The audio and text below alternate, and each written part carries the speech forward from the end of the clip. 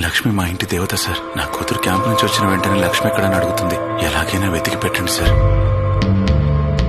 2 టీములతో వెతికిస్తామని inspector గారు చెప్పారు. వీళ్ళు అసలు ఏమీ చేయలేరయ్యా. చివరికి నేను పిచ్చోని చేసి ఊరి నుంచి తరిమేస్తారు. మీ వల్ల కాదంటే లక్ష్మి కేసు అట్లీస్ట్ సిబిఐకి సిఫార్సు చేయగలరా?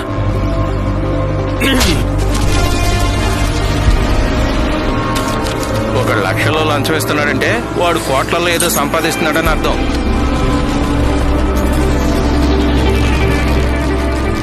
అయినా పోలీసులు ఎన్ని రోజులని ఇలాంటి కేసులు ఓపెన్లో పెడతారు?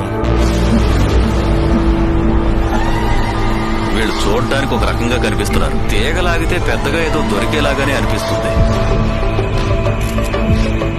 ఎందుకైనా మంచిది డబ్బు నిధులు వేరే చోటకు మార్చేద్దాం.